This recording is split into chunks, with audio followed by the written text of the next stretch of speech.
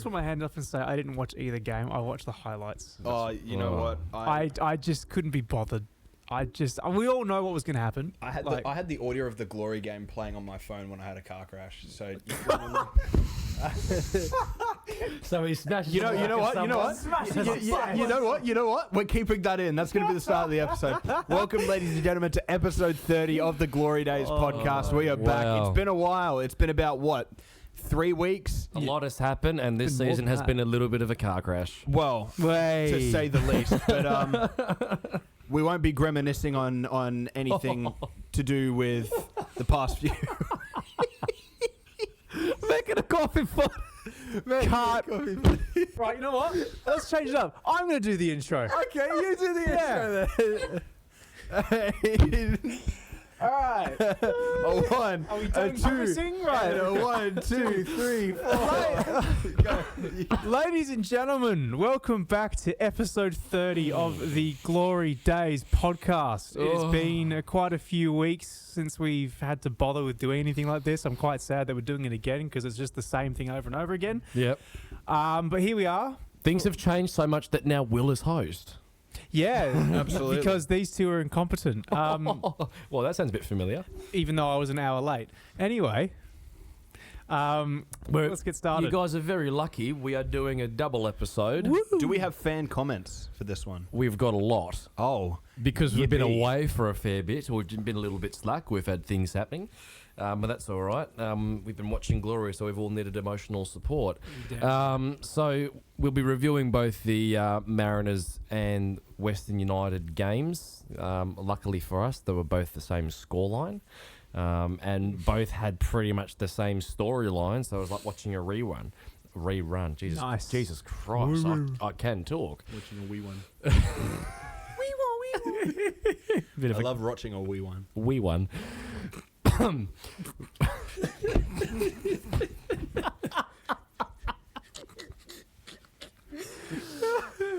This is by far going to be the most out-of-pocket episode because it's 9 p.m. at night. Will's had a really long day. I'm off my tits on codeine right now for painkillers. And James, I don't even know what James is. I've still got. James has nothing better to do with his Sunday night, so he's here for some reason. We've also got the Spurs game on the We've got the background. fucking... Yes, we've scored again! Oh my god, put everyone shit for once! Oh my god, we've done it! This might be one of our most craziest episodes. I mean, I do apologise to our listeners on Spotify that have just lost their eardrums because Alex doesn't realise that. Regulate the audio. You know, you've you've got to be a little bit quiet. That's staying in. That is staying in. Okay. But let's get into it. So, this is the only fun and excitement that we're going to have because Glory have been, fairly uninspiring. Yeah. And that's been reflected in the fan comments. So, we'll start with Muller. And he said this after the Mariners game. He said, every match now is just an emotionless watch to see how we go about digging a hole for ourselves, how many goals we lose by, and if this numpty still persists trying to shoehorn an anonymous Pat Wood into the starting lineup, they have made this club irrelevant. Chicken Treat Fan Club. Bang. I am desensitised to Perth Glory related pain. Nothing can hurt me anymore. Yep. James Marin, it's at the point where I almost want to congratulate Zrilic for being this shit and still keeping his job. It's actually borderline impressive. Any other workplace and he'd be fired by now. So, shout out to Zrilic. I dream of having this kind of job security. This is crazy stuff. It's incredible. Couple more from the West United game. Muller said whatever I said last week. I don't know. Who cares? Wait, 2 on Fulham, by the way. Yeah. Fucking hell. Yeah. Fuck Liverpool. Yeah. All things Perth Glory. The club is entering a very dangerous area where many fans won't renew their memberships. The only thing that's keeping me from watching these games are the young lads, but they all seem to be moving on, so I don't know what to look forward to the next season. I will say... Great goal from Pearman. I will say, quick question for the panel. James, I know that you don't have a membership for this season, but will. Or do you have a membership? They convinced me to get a flexi. Oh, there you go. Bang. Across the panel, will you be renewing your membership for next season? No, not at all. Unless a bunch of heads roll and that's, unless it's like major changes, then no. I'm on the line of unless there's major changes and unless I'm earning serious money from YouTube ad revenue, I'm probably not renewing my membership. So he's not renewing his membership then. Way. Unless we like to get like loaned a membership or something from the club. Unless Quinn's versus Gosnell's match day vlog goes triple platinum, I'm not getting another membership. Oh my god. Finn, he said, my interest for this club, well, the A-League team at least, has hit an all-time low. Same shit results week after week with zero ambition. I'd rather slam my head against a brick wall for 90 minutes. I think I'd get more enjoyment out of that. Ewan Gray, if you think about it, has there been any actual progression in anything since match day 1 other than we aren't getting embarrassed every week? Every week. Tom, to be honest, didn't even watch it really. Had it on in the background. No surprises here. Don't really care. Membership renewal has been cancelled. And to be honest, I don't think anything is going to change that. One more. Lachlan. We've got a decent squad, so we shouldn't be getting beat like we do. After the last 2 games, we've looked more dangerous, but David has proven that he doesn't have it. Have a weird feeling, though, with a full preseason and a settled-down squad that we might be pushing top 4 next season. Lachlan, put down the bong. Ollie Sale had such a Sale game, pulled some really good saves off. Distribution was very poor, made some mistakes too. No way. This was made some mistakes is very generous. Made some mistakes is very generous, but we may as well start with a quick recap of the Mariners game before we touch on the Western game. So that Western game... Jesus Christ, my head's all over the place. Mariners. So no Wales, no Okamoto. Wales Achilles. Apparently he should be back for... hopefully the game against Adelaide, as will Okamoto. Cool. For the Mariners, Patrick Wood and Trent Ostler were brought in. Yep. Did we have any thoughts on the lineup, or was it more just like, well, that's just what we have with the numbers, so we may as well just roll with it? Does it get to a point now where it's like the season's done? We all know we're finishing bottom. Doesn't really matter who we play. Yeah. Do we consider these last few rounds as let's not bother playing our really good players, the ones that are coming back next season? Let's make sure they don't pick up any injuries that are going to stick with them and let them have an early season off. And then use the last few games as almost like a trial for the players we're not sure about, for the younger boys and maybe for some of the newer signings. Or you know what I mean? Like, because if we're just going to be playing a full strength 11 just to lose by this much anyway, what's the point? Like, if Wales has got a bit of an injury and you don't want to force him back after a week, if he's got an Achilles injury going on, I'd rather just he doesn't play the rest of the season. He comes back next season fully fit. Like, I don't see the point. Who did the NPL team play this weekend? They played Floriat. Yeah, that's it. Yep. And so they've played 4 games so far this season. They beat Fremantle, they beat Stirling, they drew with Sorrento, and then beat Floriat. But that Sorrento game had like none of the main players. Yeah, none of the main players. Yeah, none of them at all. Seb Despotovsky scored a pretty good goal. He did. Scored a good free kick. He really did. He did. Just play him. I'm not just saying play Seb. I'm like, there are some good there.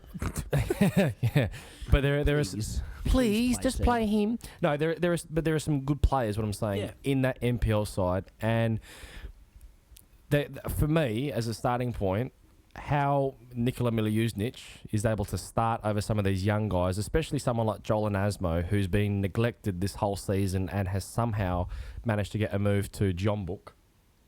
Is that one's on loan, right? On loan. Have we confirmed that it's just a loan? David, I think, alluded in his press conference leading into the Western game that there will be some announcement or something made. I would like to think next week. Okay. So, or this week, whenever this gets released. But why? Crazy. But what? Let's just say 2 weeks ago, Anasmo had the entirety of HBF Park chanting his name. 2 weeks later, and then he's been loan sent him out away. on Korea. What are you doing? Like, that's one of the most bonehead decisions I've ever seen from this club ever. Unless this is him asking to leave to get game time, which it might be. Just give him the game time. The season's done. Why were we not giving him game time? I don't know. Because Trent Ostler's better, James. But this is the thing. When I had surgery and I woke up and I saw Joel Anasmo and Lockie Wales going full pelt against the Newcastle players, I was like, David, please play this as like our front three with Tags and Pearman for the rest of the season. Let's cause a bit of chaos. And then lo and behold, Anasmo barely gets to be seen. So, I mean, the selections just have been confusing, and fair play to Joel if he does end up going to a big club like John Book, because that's the thing. Even if he doesn't play first team minutes, him being involved in that environment where they would no doubt be training at a high standard, and he'd be involved in a good culture, good environment, new learning experience. He's only going to come back, if he does come back to Glory from the loan, he'll only come back from it feeling better and playing better, and we're only going to be the better off for it. But it would have been nice to have had him feature more prominently in the team. You just have to wonder what it is. Like, there is no good reason I can think of why we would do that. No. I genuinely can't think of one, other than him asking for it, and I don't think he would. That's like maybe he would. I don't want to say it. I really don't want to say it. David just doesn't like him. Yeah, that's what I was going to say. What? I just think David just does not like it. David doesn't like good football. That's why. He's just said, oh, wow, attacking football who actually does some stuff on the ball. Bye. Drinks Monster instead of Red Bull. That's it. You're out. If you don't drink the right... Drink Prime Energy, guys. No. Exactly. So the Mariners game itself... Yeah. Because I think we had the Brisbane game beforehand. Yep. Mm-hmm. We were all of the view on the panel, including Josh. We were like, well, you should be making a change, or you should be at least having strong thoughts about making a change. Yeah. Considering to making a change. Because I think it's fair to say that we weren't expecting all that much leading into the Mariners game. Yep. We were thinking maybe we could get something out of this game. We were.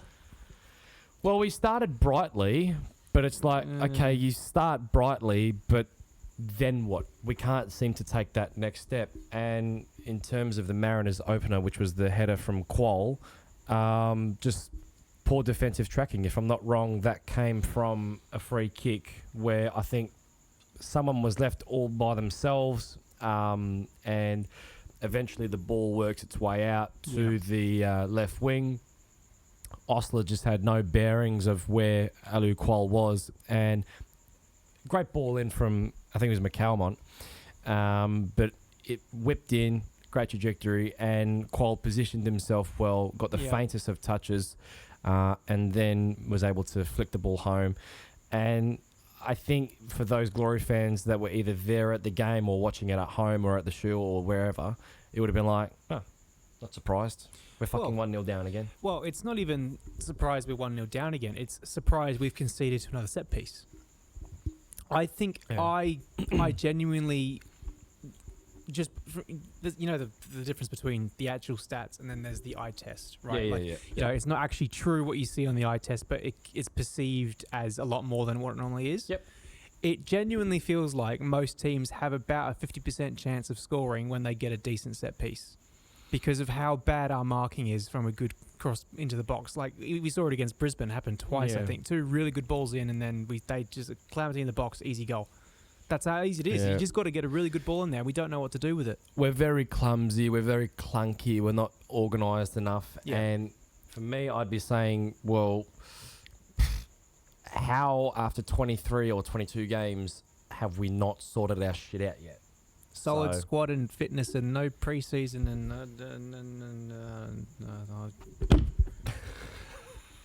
yeah. Will is just done with this, honestly. Will's just done with it. I can't lie. I'm the only highlight from this podcast is the only reason that I still watch these fucking games. Literally, this is it. This is all I have left. As soon as this is done, nothing left. I've got nothing left. I've got nothing left. You want to? The only highlight from I can't even. Is there anything? The only highlight from the Mariners game was The goal. Pennington's header. Way. Fucking no, because it was a great cross in from Pearman Yeah. and a bullet header from Pennington. And Pennington's been so unlucky so many times this season trying to score a goal. Tell you what, James. Yeah, I'm listening. That Pearman fella, Yeah. the last couple of games, has really showed how good he is. Wouldn't it be really smart if we made sure to either now let's play the multiple choice game here. Lock him down on a long-term contract because, he's the only good thing to come out of this season. Yes. B, sign him to at least a 1-year professional deal so we can sell him for something. Yes. So we can actually make a profit. Yeah. Or C, cut him by accident, disrespect him and let him go for a free to England. Which one would you do? Actually, he's only 50 rated on FIFA, So, we're just letting go one of our lowest not rated actually that talents. good, buddy. I release 50 rated youth academy players all the time. I love Jalen Pearman.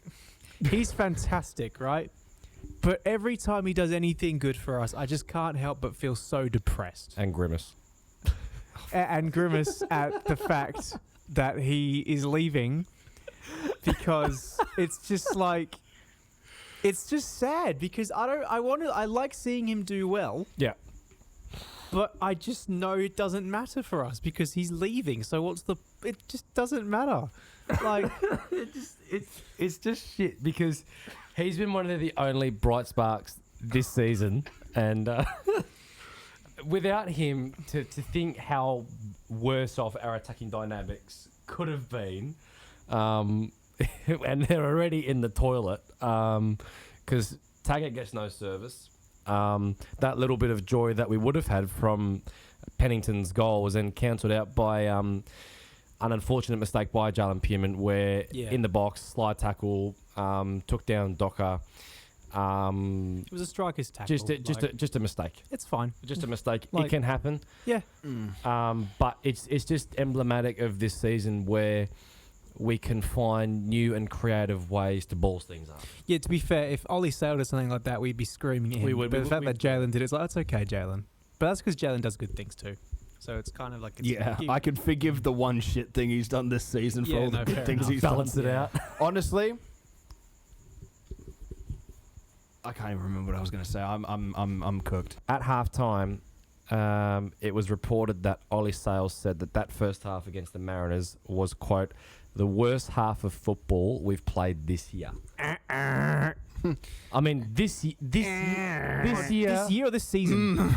Well, he said this year. Okay. I was going to say, if he's talking about this season, I think... Fuck no. Think back to the first fucking game of the season. First round. How about that? In the trenches. That was pretty fucking bad. That was disgusting, and we had that on the live stream as well. Oh, I remember that, yeah. I honestly think the second half against Brisbane was worse. Maybe. No, the You reckon the first half against the Mariners? No, the MacArthur. No. I'm talking about this year.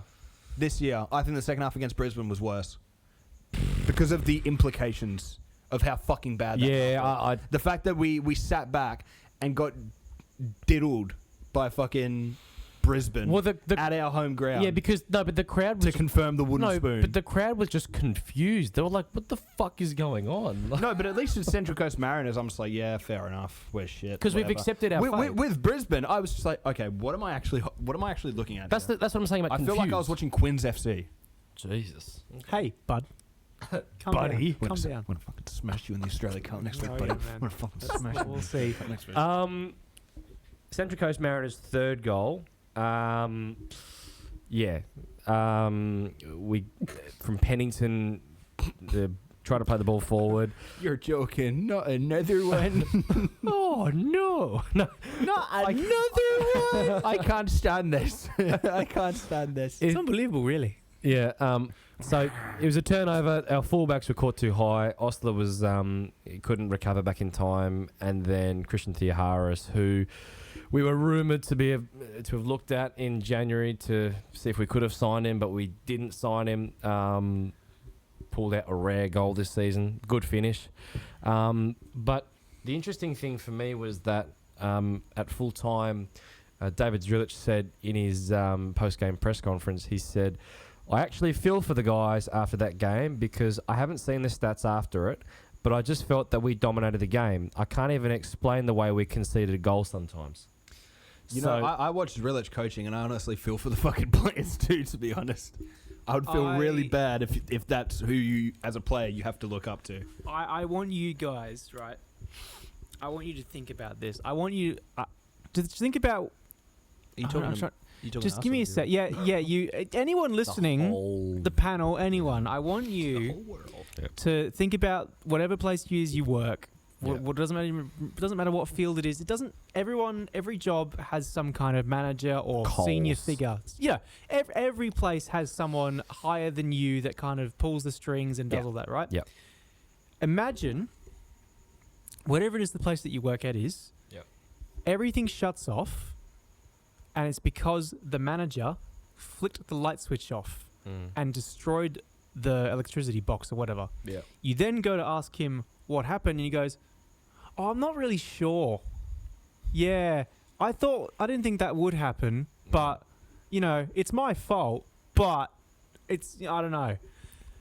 How infuriated would you be if you're someone that incompetent just does stupid things and doesn't own up to it? Or it's something like if you work at a store. Yeah. If you work at a store.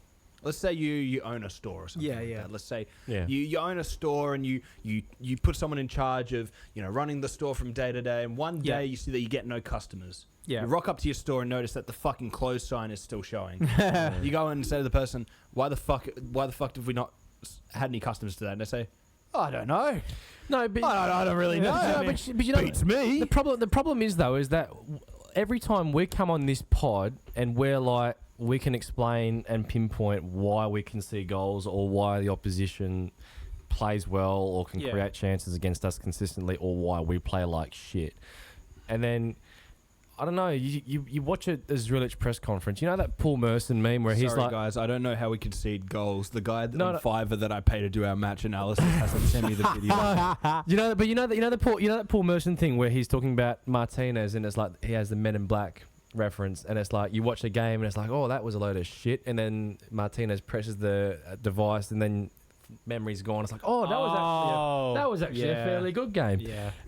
I'm sorry, Dave, but that's just what it feels like when we watch your press conference, because it's like we get sucked into this narrative and it's like, what the fuck am I watching? Where we see a game and we go, no, that was crap, and then we watch his presser and then it's like, did we watch the same fucking game?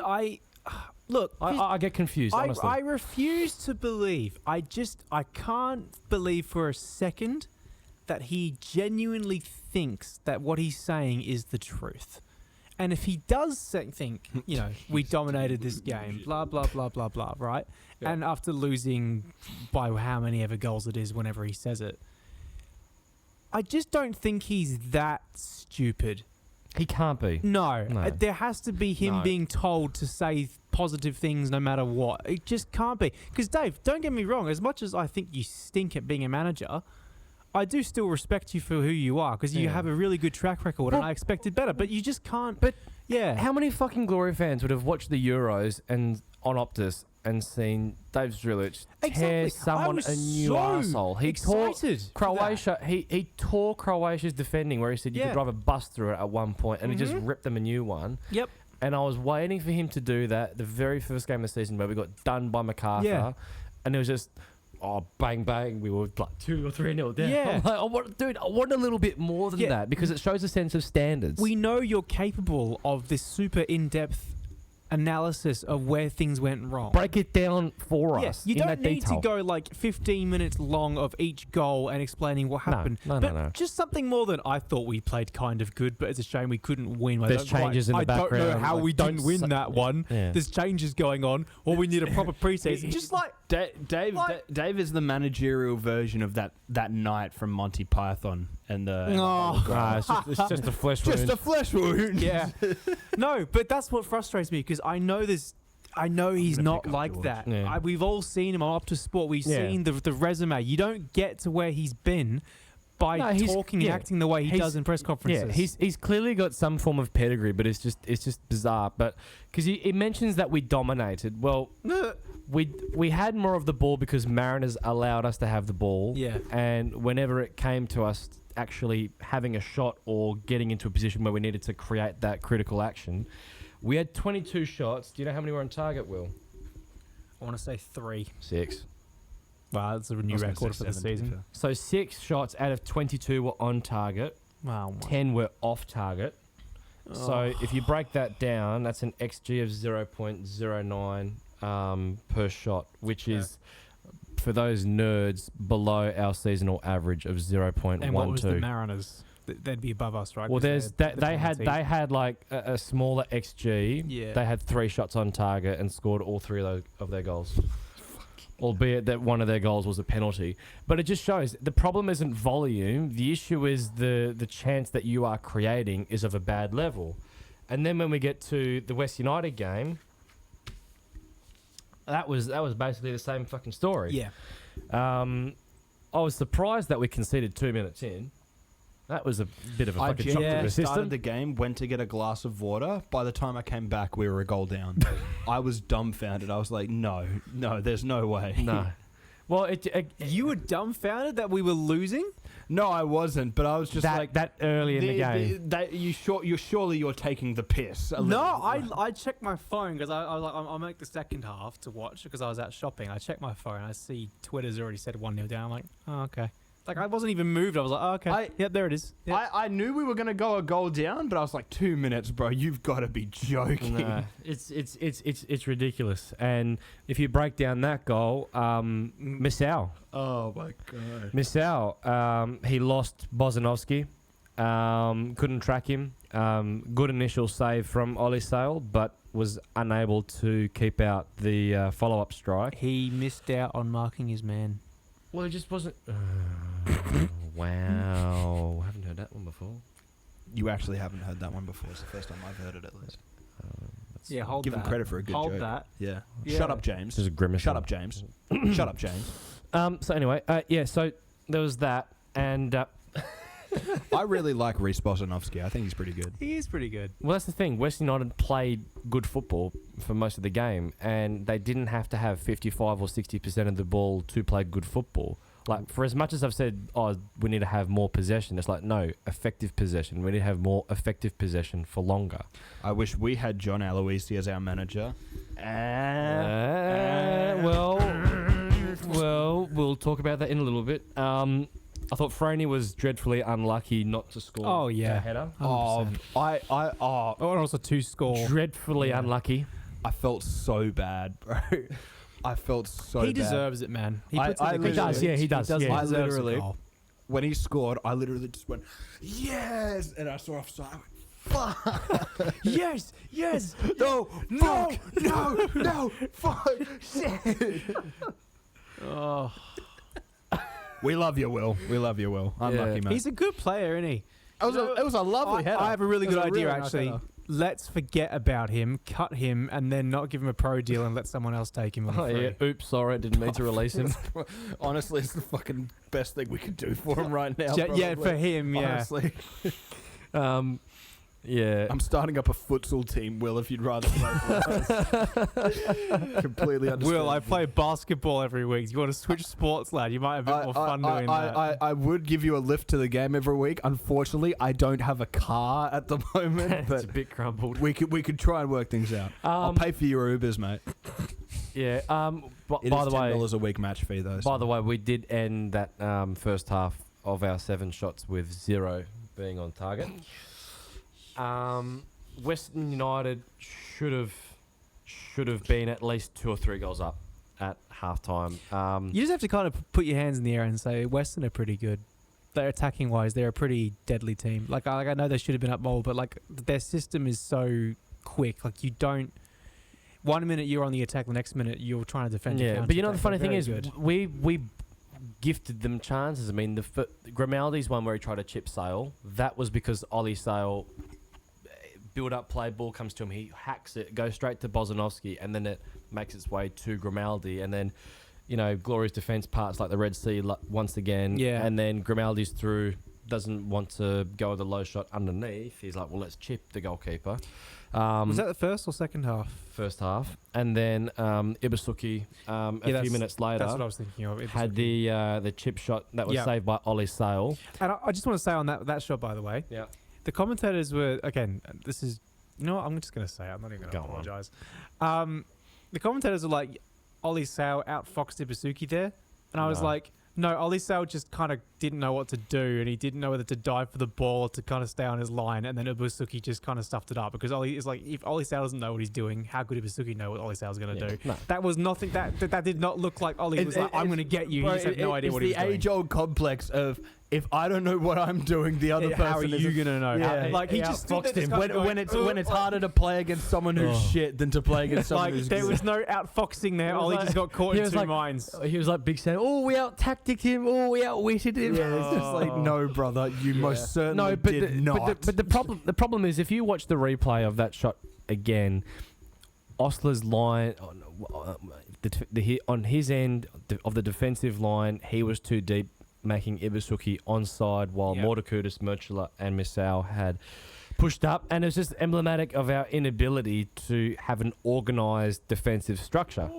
James, the dictionary's out. Emblematic. It's out. The words are out. Ooh, I write articles. Oh.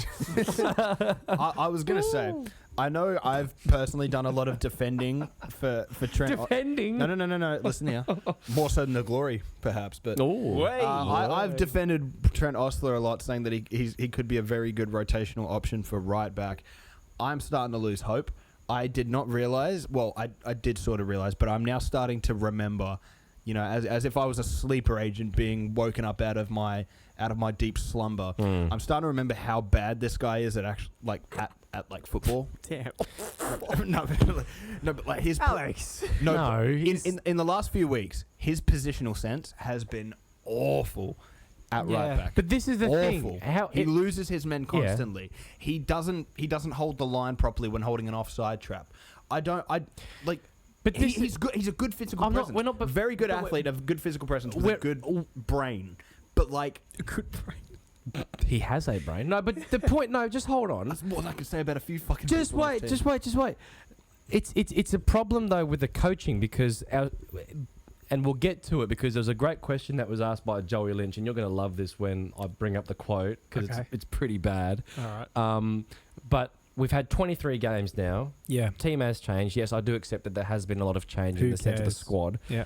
But we should be seeing a team that's at least somewhat well organised. Competent. Yeah, competent and can put up a fight. Yeah.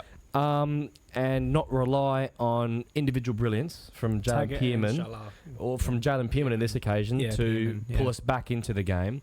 A great goal. Yeah. Fantastic goal. Yeah. And we are going to be fucked not having him in the team, but he's going to absolutely smash it at QPR. Like, genuinely, Jalen, I am so happy for you. Like, this is... I'm always so happy when a young Perth product goes out and gets, you know... This is his dream come true, I'm sure, for him, you know. He's going to go play with Benny. Yeah, Daniel Benny, and not even just playing in England. He's playing for arguably one of England's richest clubs in terms of it's got a lot of history at Queen's Park. There is so much you can go look through with Queen's Park. Like he's playing in one of the biggest cities in the world. Yep. Like this is a dream come true for so many footballers, and he gets to go live it. Like, and I'm ecstatic for him. It's fantastic. It is brilliant for him. It just sucks that he's obviously we've got really nothing in return for him as a club. Yeah. And he's leaving so soon. I would like another season of him around, but again, you know, got to chase those dreams. If bit you of know, a dream for me as well. Hell of a career mode save next year. Okay. But like, it's just a rule of thumb. I think if anyone from League One or the Championship as an A-League player comes knocking at your door saying we're going to pay you this much money on this, got to consider it. You don't even consider it. You say yes. Fairs, I don't think there's a world where you say no, especially in some like Daniel Benny's already there. It's pretty obvious that there's quite a few English clubs who are looking towards Australia nowadays, looking for some young talent. Clear. Yeah. I just think if he said no, I would have messaged myself saying you're an idiot. Go, leave. If it was Plymouth, I'd understand him saying no. Fair, but it's not Plymouth. No, fair enough. But genuinely, it's hard. Again, it's hard to let go. It's hard to see him leaving because I know we're going to be screwed without him. But again, that goal really showed why he's definitely earned that call. But what it also shows is that our academy can produce good players. Yeah. And that there are plenty of guys that definitely can make that next step next season. And hopefully if they do get that chance, they can grab it with both hands and make a really positive impression for the team. Moving on to Western United's second and third goal. I thought I was watching Comedy Central at that point. Their second goal was... What's that like old Benny Hill music? I was just doing that. Can we just play the clip of that Ibusuki goal with...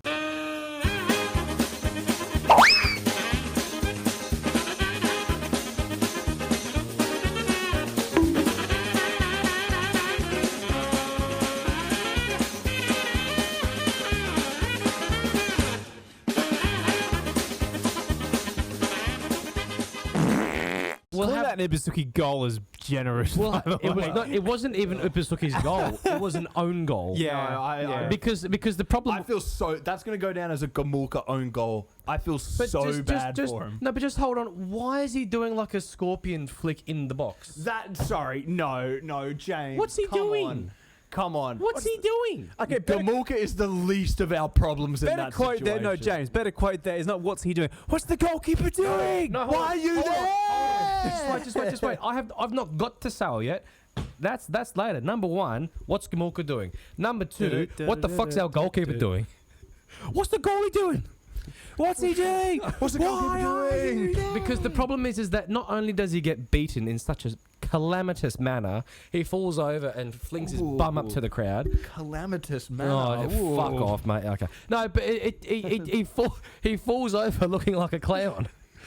It's like, what are you doing? Not again. What? I reckon if Ollie Sale did the Ashton Hall morning routine, he'd be such a better goalkeeper, man. No, honestly. but this is the thing. How many... That's dead, bruv. Don't even. What do you mean we've only got a negative 54 goal difference? We've got to do at least 10,000. No, but how many times have we conceded a goal this season and Ollie has just been left in some really stupid position afterwards? I've given up trying to figure out why he's just turned into something like this. Like, if you looked at his performances with it down in New so Zealand, bipolar. Yeah. What killed me more than anything? What killed me more than anything? What killed me more than anything? Why is he turning his head? Why is he scared? Look, I understand if you don't want to get the ball slammed in your face, but like one of the first things that you teach young keepers is don't be scared of the ball. It's just the ball. A ball can't hurt. The ball is in the air. A ball can't hurt you. Above him. All he has to do is take a step forward. One thing. You know what? Okay, this is one thing that I always tell young keepers because I have been a goalkeeper coach before, and I am currently a goalkeeper coach for a futsal team. Goalkeeper coach. Coaching friends. Oh, nice. I could say something right now, James, and I'm not going to say it because I'm the bigger person. Damn right you are. Damn right, bro. I'm not going to say it. I'm not going to say it. One thing that one thing that I always tell young keepers, right?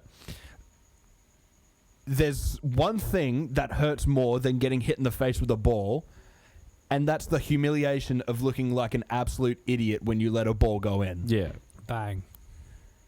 Ollie Sale looks like an idiot because he let that ball go in. Yeah. I'm sorry. No, I've defended Ollie before. He's had some great games. Yeah. This is hands down. This is going to be in 20 years' time. If someone were to make an A-League all-time fail comp, this is in there. Yeah, but that is in there. But the thing is, though, you being a goalkeeper coach, just hold on. You would be telling your goalkeeper your back line needs to trust you, like unequivocally. If you don't have a good goalkeeper, that's you can rely on and trust. Yes, they can make. This is what pisses me off. They can Ollie make is mistakes. a good goalkeeper, but I don't know why the fuck his mistake. No, his mistakes. He's just too error prone. He's too consistent, and the problem is it hasn't just cost us points this season. It's cost us points last season.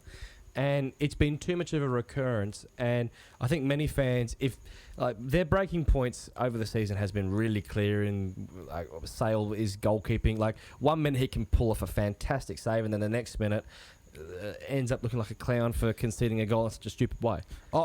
It kills me as well because I know for a fact. Look, as much as I love Cammy Cook and he's a Perth boy and he's a fan favorite, club hero, all that. I know he's not that much better, if not better at all, of a goalkeeper compared to Ollie Sale.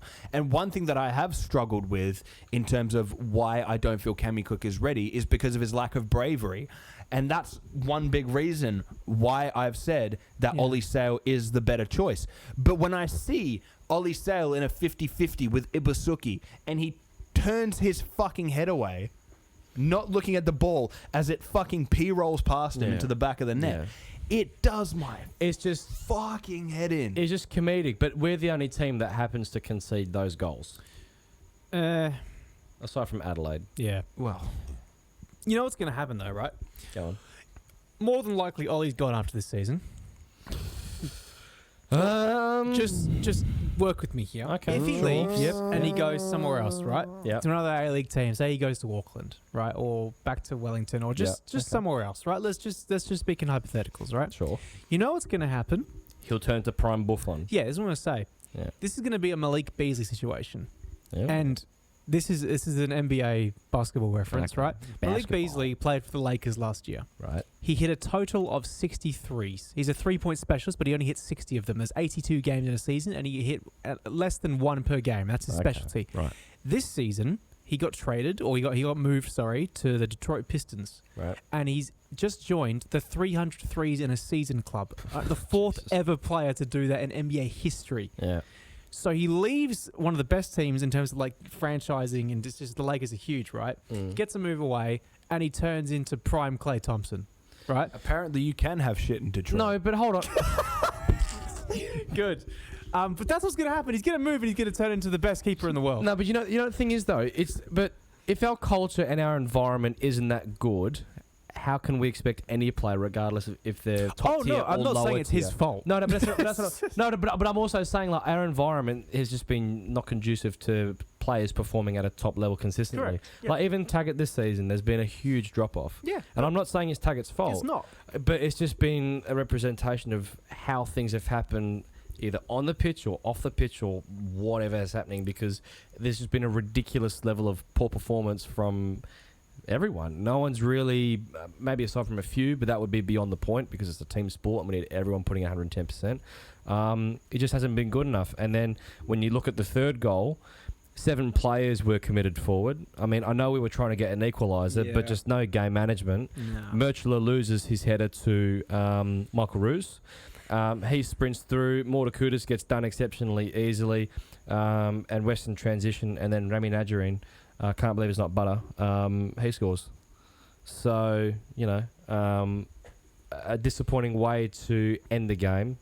Were there any sort of final thoughts on the Western United game? Just same old, really.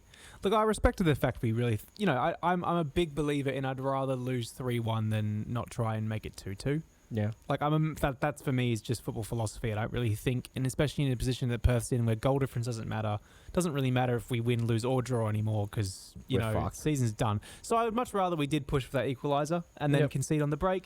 But there is also a sense of like, okay, that's taking the piss a little bit, pushing you shouldn't have to commit that many forward and then be that exposed at the back. You got to do it with a bit of discipline. You got to do it with a bit of defensive mindedness still there. You don't just game management. Yeah. Game management is still a thing, regardless of pushing for a draw. And it just feels like it is just poor tactics and poor game management from the management team. Like it. It's not good. What more can you really put it down to? Because let's not kid ourselves here. Let's not pretend like our back line is mediocre and full of bum players. Fairly experienced. It's a fairly good back line. This isn't a back line that should be exposed as it is. It's totally different from what we started off with. Correct. This is not. We can no longer look at this team and say, "Oh, this player's, this area is not good enough." Sure, there are positions we can improve, but it's no longer a case of we have a bad squad. There's been continuity with the back line, at least to some extent. Yeah. And we should be expecting, after they've gelled for at least a couple months, to see something solid. Yep. And you just have to look at it, and you got to look for the common denominator. With any fact and stat in life, you got to find the common denominator to find the problem. And unfortunately, the common denominator seems to be, as it is every week, we always seem to find reasons why it's probably Dave. Alex, thoughts on the game? Today would be nice.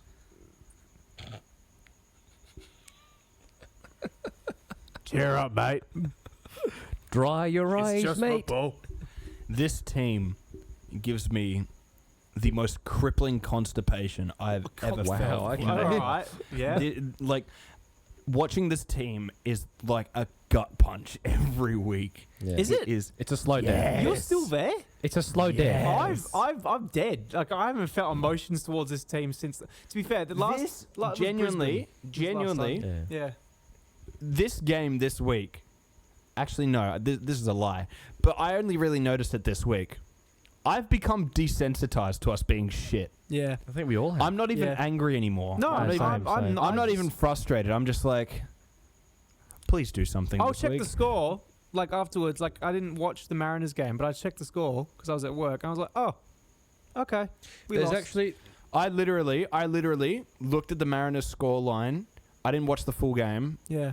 because obvious reasons. We've all got better things to do. Yeah, Like, I will watch the recaps. I would have watched the game, but I crashed my car, so I couldn't exactly Well, watch yeah, the okay, game. yeah. but- there's actually a good point about this. To be fair, I genuinely feel like this team is a bigger fucking car crash. Just hold on. There's to be completely honest. There's actually I was reading some of the thoughts after the Mariners game, and I thought this from Christian Marchetti, who's the director and editor of Front Page Football.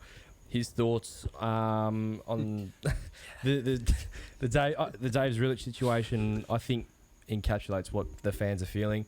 So he said the situation is starting to feel a bit toxic looking at the Zrilich chatter today, and the Zrilich out brigade are being more justified by the week. And honestly, at this point, can you really criticise anyone that wants him gone? He said, it feels like they don't believe in what they're doing anymore. If this is a tangible project, the team would have secured some wins to complement their improved performances. There's an apathy in their play. When I say apathy, what I mean is it's a surprise when they score and an expectation they will concede. You feel that mood among the players. And then he basically said there was promise after the Auckland game where there was a good level of intensity, and then seemingly after, like has been the consensus among all the fans, Yeah. even though David said he fucking said we dominated again, which confused me again. Yeah. Yeah, I don't really think we're going in the right direction. I did mention that there was a good question that was put to him by Joey Lynch. Yeah. So, for the viewers who didn't see the press conference, David Zrilich all but implied that he'll be staying next season, without categorically saying it. But Joey asked David, so it's the story. You're gonna like this one, Will. You're not gonna like this one either. It's pretty fucking bad. Okay. It's the story of your season conceding these soft goals, and Yep. I guess 23 fixtures into the campaign now. Why are they still happening when you've had lots of time to work on it and prevent them from happening? Right. Why is it still happening? Okay. Fair question. Zrilich essentially started off by saying, well, we're dominating games and we're not playing as badly as we did to start the season. So his explanation for why we concede these soft goals, he said, I can only put it down to the position on the table. He tried to justify it by saying West United were in a similar position last season, where the weight of the table position in those moments causes these goals to happen, as it puts pressure on those moments at the game compared to when you're at the top of the table. So what David Zrilich is implying is that the pressure of being at the bottom of the table is more so than the pressure of being at the top of the table, which is the biggest fucking cap I've ever in a league where there is no relegation. A league where there is no relegation, the pressure of being on the bottom of the table is more so than being at the top. Okay. Go on, Will. Okay. I'm going to do a different spin on this. Spin. Much as it sounds like total crap, Right. let's all play the hypothetical game again, right? Let's just say I don't want to play the hypothetical. Shush. I don't like this. It's all we've got. Let's just pretend that Let's what he pretend. said is true. Let's just say that that's actually the reason, right? This, if it's true, Yeah. right? If we just go, okay, Dave, sounds good, mate. What about? Let's just talk about mentality, right? Yeah.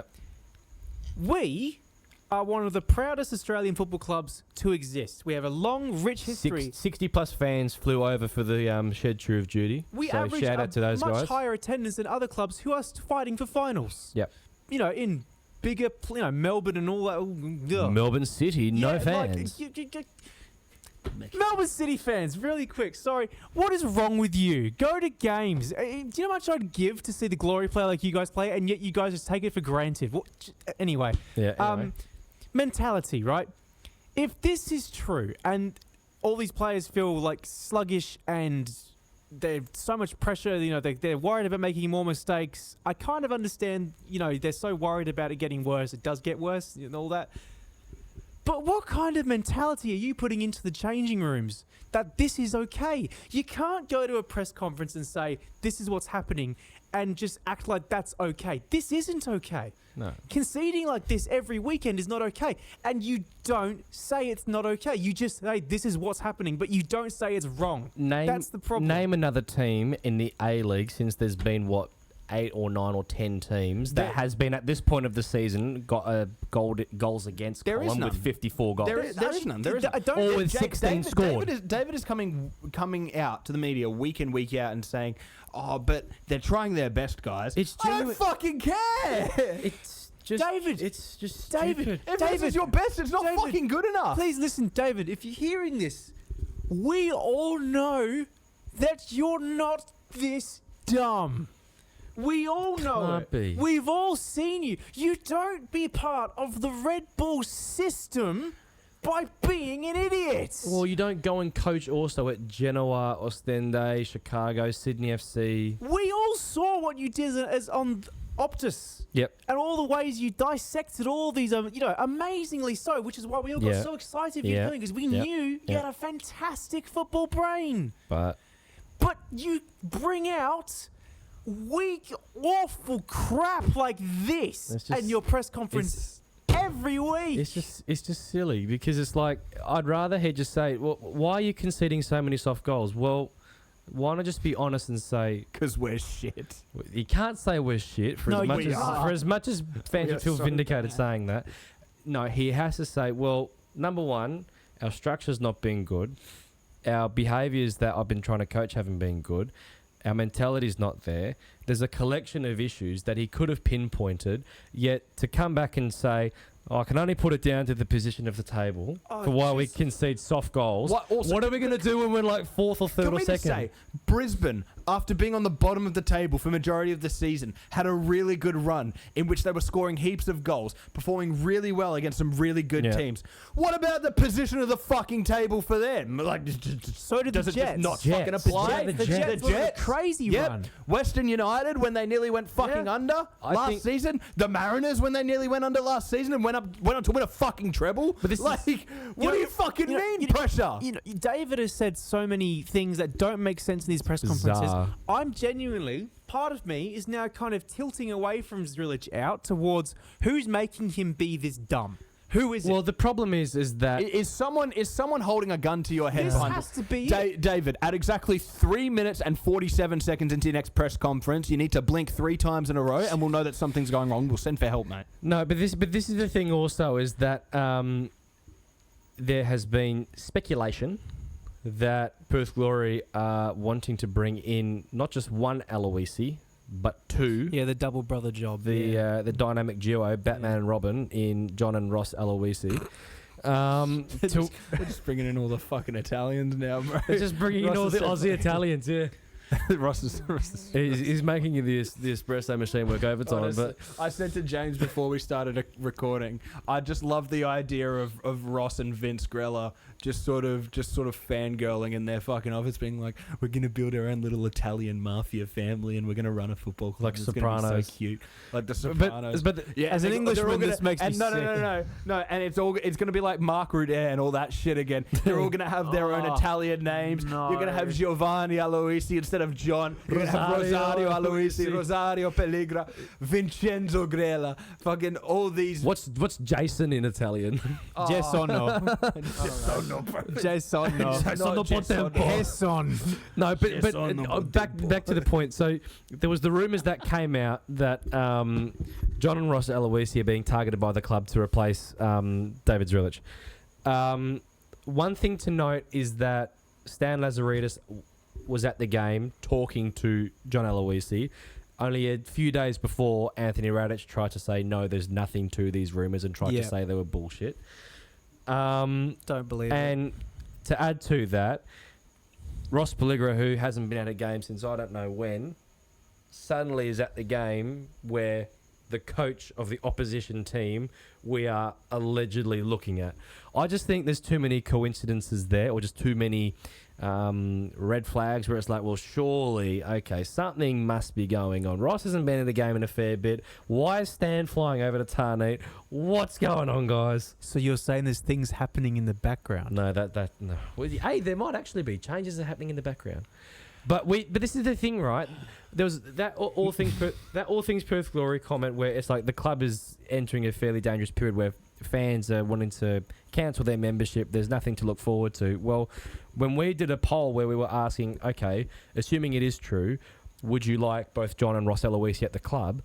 Across YouTube and Twitter, we had over 80% of the people that voted say, yes, we would like to have that. Was just anything other than, you could have literally said, would you like me to take over? Well, the thing is, would you like Moodeng the hippo to take over for David's No, but the thing is as well, to balance it out, we also did the poll where it was like, would you be willing to give David another chance? Yeah. No. That was emphatically said. The last time I checked, it was 30 votes and 97% was no. Yeah, it's about 80% now. Okay, but it's fairly clear that the fans want to change. Well, John Aloisi is off contract. It would be Graham Arnold. Well, he's available for. So is Zinedine Zidane, I heard. So is Postecoglou by the end of this season. So am I. If you're interested, Perth Glory. By email. You can't drive though, but it's all right. It's all right. I'll catch an Uber to HBF. Yeah, no, but this is the thing. The idea of the Glory being coached by both John and Ross Aloisi is a much better one than what we've got at this moment in time. So whether there's like just 1% worth of truth in it or whatever, I hope it turns out to be true. I don't care if they say it's happening or not happening, because it hurts to say, but the way things have gone the last 12 months, I can no longer look at this badge and think, yeah, these guys actually care. Like, it's hard because, you know, like I already did my whole funny ha-ha sob, please Ross, just give us anything, I'm dying over here. But at the end, now it's serious. But please, at the end of the day, like Rosario. At the end of the day, growing up watching this team, you'd at least feel like there was some kind of care in there. This is not the club that you fell in love with. No, it's not, because at least Tony, again, we always say at least Tony this. I'm not saying that he needs to come back. I've never said that. I'm just saying at least when he was here, communication was still something you'd get every now and again, whether it was him going on a random Facebook rant or on radio, or you'd have Peter, is it Philippoulos? Yeah. He was fantastic. Or Tony Pinata. Just this is the dumb thing. You guys surely would have seen how good it was to have TP on Twitter. Yeah. TP is just, why the fuck?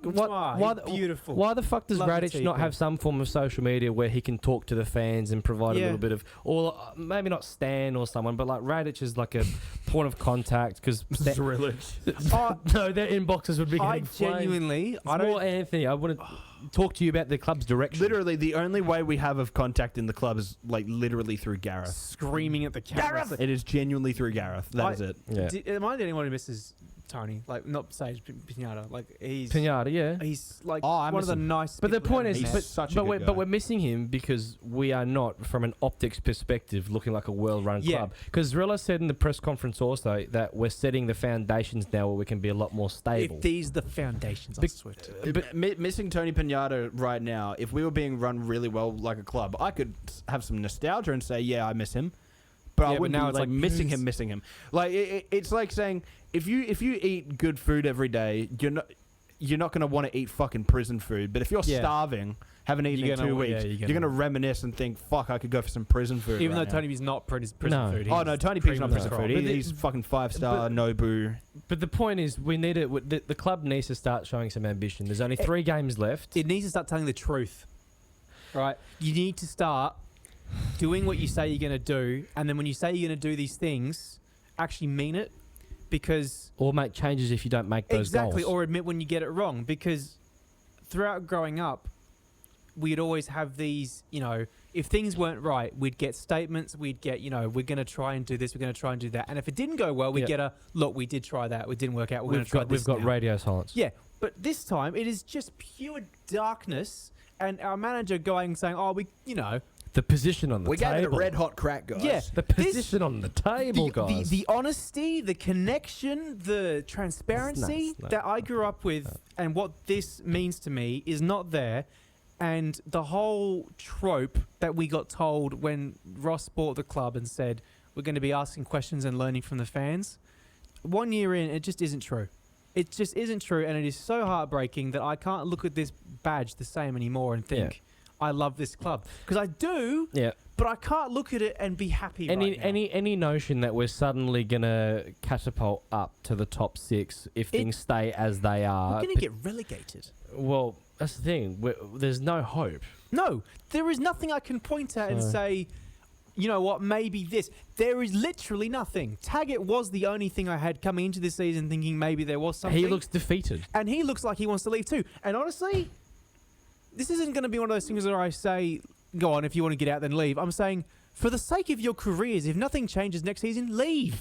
Get out. Save yourself. Because, this is a drowning boat and no one's here to save it. Because this is the thing. Who's actually, if you're a player, who's going to be phoning their agent to say, I want to come to Perth? Amos is leaving. Imagine, there's no way he's staying. Imagine also being a sponsor of the club that was brought in at the start of the season under the pretense that the club was going to be challenging for finals football, making wow signings, and playing a brand of football that was going to put bums on seats and have people coming through the turnstiles. None of those things have eventuated. Imagine trying to be Anthony Radic or someone from the club trying to convince those guys, pending what contract they sign with the club, to stay or to get new sponsors on board. We will never see Zambreros at HBF ever again. Which means my idea of having the player-specific Zambrero items being sold at the food stands will never come to fruition. No. What a waste of my creative talents. Turning our attention now to our game on Saturday against Adelaide. Guys, Carl Viet might be available. Not after the game, but after the season. I don't want it. I don't want it at all. Really. You know what? As bad as things are right now, I'd much rather that we didn't go for Carl Viet. Nothing wrong with the guy. Yeah. But it's just... If we can't get Aloisi, then what is it? There needs to be... A worldwide search? That, but there also needs to be a statement. What? A statement signing, not an actual verbal statement, but the next manager that gets brought in, if Dave does go, it needs to be a statement from Ross saying, I'm serious about this. Yeah, he is a really high pedigree manager. We've searched the world, and here is your new manager, Neil Kilkenny. I actually would take Neil to be fair. No, I'm just saying, shout out Neil, by the way. His son at the Sorrento game was giving it large to us.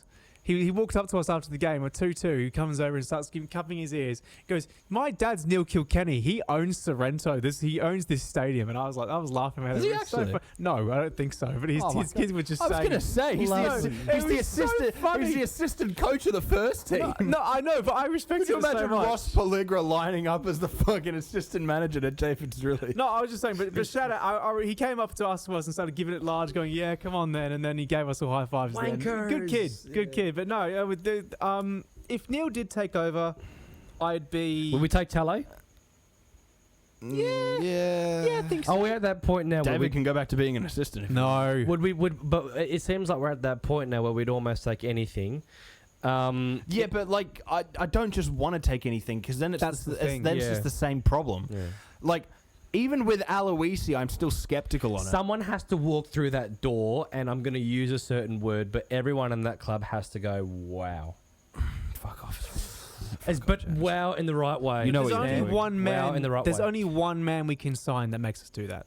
What, And that's Arnie? Graham Arnold. That's the only manager I can think of right now Nick that Montgomery. makes sense. Nick Montgomery. Well, if Ange gets sacked, it might be a little bit easier. Okay, if we get Arnold, true. if we get Arnold or Montgomery or the pairing of John and Ross Aloisi, those are the only three I'm that I would be going to be so honest. I hope this comes back and kicks me in the arse in a year, but I'm not moved. by John Ross Aloisi. I'm like, all right. John by himself, no. The pairing of John and Ross. That sounds more exciting. Does that not sound has a high possibility to turn into a boys' club though? If you got two fans, we are a boys' club. We are a boys' club. No, but I don't want the. Do you know how many times we've done the but whole management thing? We are a boys' club. There's nothing we can do about it. We have been a boys' club. The club has been a boys' club for so long now. Not true. Yes. Not true. Under the no.